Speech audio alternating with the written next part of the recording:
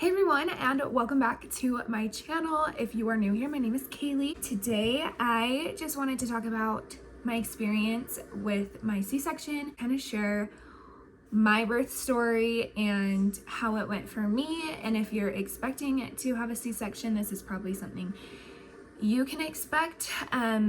Everybody's totally different, so my experience is not going to be the same as your experience, but at least maybe you can have an idea of what it will be like. So yeah, let's just get right into the video. Okay, so June 12th was when my girls were born. I was induced, so I went in to be induced. When I got there, we did an ultrasound to make sure both babies were still head down. And so both babies were head down for a couple of weeks, and if you want to try to deliver vaginally with twins, baby A has to be head down. So the baby closest to your cervix has to be head down. Both my babies were head down, but if your baby B is breech or transverse, you can try to give birth vaginally to your baby A, and then the doctor would go in and try to switch baby B or just pull her out by her feet. So my babies were both head down for a long time, for weeks. So we kind of had an idea maybe I would give birth vaginally. Going into my twin pregnancy though, I had zero expectations, and I feel like that helped me so much prepare for a vaginal birth or a C-section. It also helped me plan, and it also helped me, I'm gonna go get her. I highly suggest if you're pregnant, have zero expectations, because then you're not disappointed. You're go with the flow, whatever happens, happens. And I feel like that is just such a great mentality to have for birth and for breastfeeding, because nobody knows how much milk they're gonna have, if they'll have enough, if they won't make enough, if they'll have to supplement, or if they'll have to just formula feed. Going into delivery, again, I had zero expectations. When I got there, they did an ultrasound to make sure both babies were still head down, or at least just baby A. Like I said, they were both head down for weeks, leading up to birth. So when they checked, baby B had actually flipped and was transverse. So she was in me sideways, not breech, which is bum down. She was sideways. That was new. She had never been transverse before. And in I had an NST Tuesday, the Tuesday before, and they said that she was head down. So she clearly moved just within the last couple of days leading up to the birth, but baby A was still head down. So we had to decide between my doctor, me, and my husband. We had to decide whether we wanted to try vaginally and give birth to baby A head first, and then hopefully they would be able to switch baby B or pull her out by her feet. Since she was transverse, it was a little bit more difficult. She wasn't just breech. And with that, there's complications. Pulling out a baby breech has its own complications, so it could go one of two ways. It could go great, smoothly. They could turn her, or it wouldn't go great and we would have to do an emergency C-section. So that was the first option. And then the second option was just C-section all the way. Obviously, the safety of my babies was the number one most important thing. And I felt that a C-section would just be the safest option. So it wasn't really hard for me to decide, but Carson and I prayed, and we had just a really good feeling that it was a C-section, just get the babies out safely. So we decided with a C-section. By that time it was 9:30, and they told me that they would be ready to go by 10:30. So just kind of an hour of talking and kind of getting mentally prepared. It was It was really nice. One really great thing about a C-section is your babies are just born so quickly. Or baby. They were 1 minute apart. So Echo was born at 11:29 and Cove was born at 11:30. So it just went really, really quickly. And so, yeah. So, at 10:45, they came in. You meet with an anesthesiologist, the one that's going to give you your spinal. So you will have a spinal if you get a C-section. A spinal is just a shot. It's not a catheter like an epidural. And it doesn't last as long because epidurals need to last long if you're like in labor for like 36 hours. But a spinal just happens so quickly and it wears off quicker than an epidural. So they kind of told me just the risks about it. There are risks, but they are very low. So we went over the risks, we went over the benefits. My anesthesiologist was amazing. I loved him. If you do not like your anesthesiologist, or if you do not have like a good feeling about them, you tell your nurse, because you want to feel so comfortable in the birth of your babies. You want to make sure everybody is like on the same page. You want to make sure you're comfortable with everyone. This is your baby. This is your birth. But I loved him. He was amazing. So I asked him all the questions that I could. I asked him how, like, do you know what you're doing? I just wanted to, in my brain, know like, this guy has me, we're going to be good. And he said, yeah, I just watched the YouTube video on how to give a spinal, so I feel really confident. So totally joked with me, which I loved. It made me feel more comfortable. It made me feel like, okay, I can like chill, be myself. Obviously, he has done this for years, but I just loved that he joked with me. So anyway, they just kind of like answered all my questions, and then they're like, all right, we're gonna go prep and then we will be back in to get you. And so at 10:45 they came in to get me. They just wheeled me to the OR. If you've ever had surgery, OR rooms, operation rooms, are like cold. They're kind of scary. Like there's tools everywhere. It's bright. It's not like super comforting. So again, that is a good reason to have trust in your nurses and your anesthesiologists, because when you go in there, it's like cold. It's just a little bit freaky. You're going to have surgery.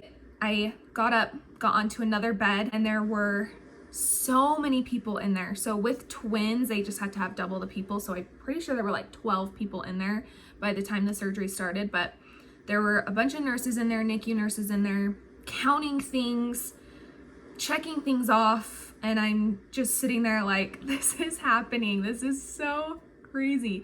So I'm sitting on the bed. They wouldn't let Carson in until after my spinal had been done. And like an idiot, I watched the night before how epidurals were given and how spinals were given. And they look so much more painful than they actually are. So if you have never given birth, do not watch how epidurals are given or how spinals are given, because it looks worse than what it is. My IV hurt worse than the spinal. So, and I can't say how an epidural feels because I've only had a spinal. But they do give the same lidocaine to numb the area before sticking in the epidural or giving the spinal. So I assume that would be the same. The initial poke did not feel like anything. It didn't hurt. Also, I've been giving myself Lovenox shots every day, so I'm a little bit used to shots, just not in my back, obviously. But the poke itself didn't hurt. But the lidocaine just kind of burned a little bit, just a little bit of a sting, just kind of burns for a second. So they gave that to me, and then they continued to give it in different spots, and they would ask you, do you feel this? Where do you feel it? I did feel it a couple times, like in my left. They would give me more, and then by the time like I really couldn't feel it, they said, okay, we're giving you your spinal. Your legs are going to go really warm. It felt like I was I like had peed my pants. So it happened instantly. They're like, all right, here's your spinal. It's so weird. You can't feel, like you don't feel pain, but you can feel like if someone's touching you, you just kind of like feel the pressure. So my huge belly was just on me, and that was so weird. So they said, okay, we're gonna pinch you now. Tell us if you can feel it. So they're just kind of going up your body, pinching you to make sure you're totally numb. I couldn't feel it. You can kind of feel someone touching you, kind of can feel the pressure, but like not. It's so weird. I even was like, I tried to wiggle my toes and they weren't wiggling. So it's such a weird feeling. The numbness went all the way up to my boobs. So I could not feel boobs down. Arms were good, but boobs down. And then they had me lay with my arms out, just straight. There was like another little table for my arms, and then my body was straight. The medicine that they give you though will drop your blood pressure, so you may feel nauseous. I felt nauseous a couple times, and they just would pump it with, I think, Zofran, and it would make me feel a lot better. Then put a tarp in front of me so I couldn't see down. I also was just very I felt super loopy. I don't know why. It felt like I had laughing gas. I asked my doctor about that later, and he's like, I think you were just so high on these hormones and adrenaline that you just were a little bit loopy. I mean, you're giving birth. At the head, when I was laying down, my anesthesiologist was here the whole time answering every question I had, which I had so many questions throughout it. And then Carson was to my left. He finally got to come in after my spinal was done, and they put the tarp up. And he was just wearing this full on marshmallow costume, and it was so cute. And they brought him a chair in case he felt fainty. So I'm sitting there, and the anesthesiologist is kind of just talking me through it. I just hear a noise, and I'm like, well, what are they doing? And he was like, they are shaving you. And I'm like, oh my gosh, I am so sorry. I mean, they've seen it all, I know, but it was just oh, sorry everyone. So sorry. So, they do that if you cannot shave on your own with your humongous belly. And then they started. I had no idea how it started or what they do, because obviously I wasn't looking. But my anesthesiologist was just talking me through it. So was my doctor, and I love my doctor so much. I trust him obviously with my life and my children's life, and he was amazing.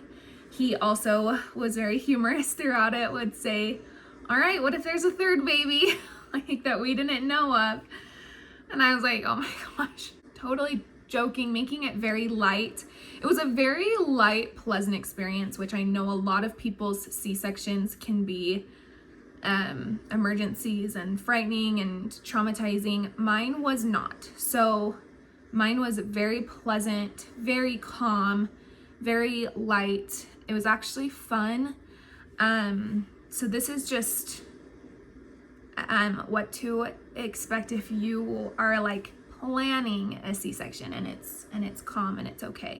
During at the very beginning, Carson looks at me and he goes, I think I'm gonna watch. And I'm like, oh my gosh, okay, go ahead. He watched the entire surgery and took pictures. So we have pictures of my entire surgery on our phones. It is so crazy. I went back and looked at them. It is nuts. It is crazy. It's amazing how the knowledge and how these doctors do it, because seriously, I'm so thankful. And I couldn't do it. I could never do that just to someone. I just hear them say, okay, here comes baby A. and baby A came out, Echo came out, and they took her over to her warmer and they gave her some oxygen, but no NICU time. So it was very calm. Carson went over and cut the cord. And then baby B came and she was crying, so I could hear her crying. And again, I just could feel like the pressure of them pushing on me. No pain whatsoever. Had zero pain. Had zero pain. Which was so amazing that again, this can happen, and it was just happening right behind this tarp, and I was just totally chill. Like I was just hanging out with my anesthesiologist and Carson and just having babies and not doing a thing. So that's that. They took both babies to the warmers, did all of their like eye drops and all of the stuff that they do. They like suction out the amniotic fluid from their lungs. So they did all of that. And while they were doing that, so Carson was the first one to see them besides the doctors and the nurses, but he was the first one to see them. And I was super happy that he got to like go over and look at them. And I was asking like, you know, what do they look like? What do they look like? And they swaddled up Cove and he brought her over, and I could kind of see her. Again, I was kind of loopy for some reason. Not like totally there, but like I was aware at the same time. I don't even know how to explain it. As they're like sewing me up, the anesthesiologist is just kind of telling me what they're doing, how they're doing it. I think that you could also say like, I don't want to know, but I wanted to know because I kept asking questions because I just wanted to be done and see my babies. And after it had all happened, after I was all stitched up, I was just instantly hit with like this exhaustion. So I kind of kept falling in and out of like I was like nodding my head, like kind of falling in and out of sleep. And then once the babies were okay and like we were good to go, they transferred me back to my bed and put both babies in my arms and wheeled me back to my room, which again, I just was so tired. Like I was just exhausted and I didn't even do anything. I just was so tired. And so that whole day I couldn't feel from here down, was just in and out of sleeping. I don't even remember my brothers-in-law coming in and meeting the girls. I remember my parents. I don't remember my older brother coming in and meeting them, just because I was so out of it. And then same with the next day, I was out of it again. If you've ever had surgery and like you have anesthesia and you are trying to come out of that, it's so hard. And I know that I threw up a couple times, but like I don't remember. And then I just remember like bits and pieces. Like I remember the nurses like trying to help me nurse. I remember like seeing the babies a couple times. I remember Carson saying they look so different. They look so different. And I couldn't tell, like, cause I hadn't really looked at them and I was so tired. And so that was one thing that was kind of hard, but, everyone kept reminding me like, you just had major surgery. And to me, it didn't seem like surgery because I was awake. But when you have a C-section, you are having full-on surgery, being like cut open, multiple layers. There's like several layers. And all of a sudden, like, you give birth. So giving birth alone releases like crazy amounts of hormones. But then on top of it, you just had major surgery. So if you're having a C-section, remember like to be kind to yourself. And if you're tired, it's okay. First of all, you just gave birth and you had surgery. So that was one thing that I was like really frustrated that I could not wake up. I could not like become aware of like my surroundings. But I was trying so hard to, because I knew where I was. It was like my brain was awake, but like my body like wouldn't wake up. Like my eyes wouldn't open. You have a catheter as well. And I think by the second day, by 4 p.m., they took that out. That is not painful at all. And I thought it would be. getting up and having to walk to the bathroom, that was kind of hard at first. But that was really hard at first, because you literally feel like your body's just gonna like all fall out, like your belly is just gonna like fall out. It was hard for me to stand up straight for the first day of like walking, and so going to the bathroom, I was like hunched over, and it was just hard to stand up straight, and it was painful. It was definitely painful, but I was only on Tylenol and ibuprofen every 8 hours. I was trying very hard not to have any narcotics. If you need them, obviously it's different, but I tried really hard not to take those. And I still don't. I'm still just on Tylenol and ibuprofen 2 weeks later. I only take it every 12 hours because it does still hurt a little bit. You are clamped open, so on the sides you will hurt. That is normal. That's just kind of where they like opened you up, and it just kind of is achy. But the more you walk around, the more you get up and move, the better it is for your recovery. So I definitely would take a few walks every day and just like down the hall, and that really like helps your body. But it is painful the first couple of days. The first day it's not painful because you're totally numb, which is really nice, but once that numb wears off, it is painful. And then they also push on your uterus to make sure that you have that you do not hemorrhage. That is painful. That hurt. Again, manageable. And when you have a C-section, you still bleed. So you do have to like wear the pads and all that. You're still bleeding. And so that's something to look forward to. So it just kind of feels like you're on your period, but with no cramps. So that's kind of nice. My doctor did glue on the outer incision, which I know some doctors do staples.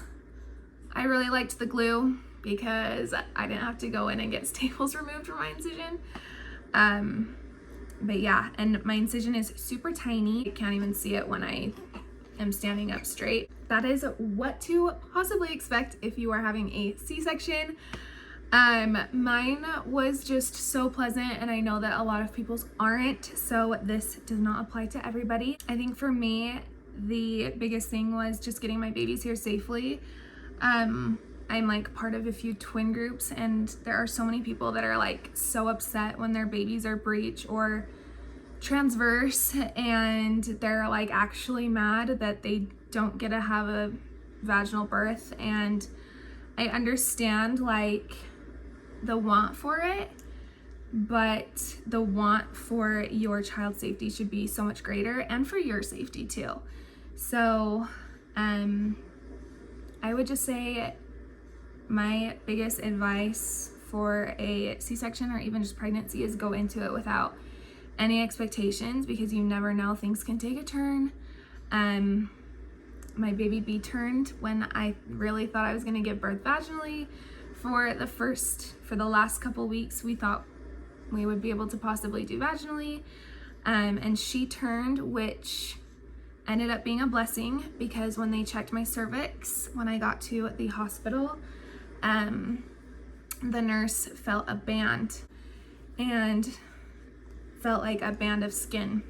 And so we believe that if I would have tried to give birth vaginally, my babies would have gotten stuck, and then they would have had to do an emergency C-section. There's blessings all around, but getting your babies here safely is the biggest blessing. So that is my advice. It really wasn't bad for me. I enjoyed it a lot, which I'm so thankful, and I'm so grateful, because a lot of people don't. That's my story. That's our story. What to maybe expect if you are having a C-section, a planned C-section. And so yeah, thank you so much for watching. Whoa, Binky. Can't move fast enough for you. Thank you so much for watching. Please make sure to like this video and comment what you would like to see next. Follow me on Instagram at Kaylee Tate. Make sure to subscribe to our channel and turn on your notification bell so that you can get notified every time we post, so you can follow along this crazy journey. and we will see you in the next video.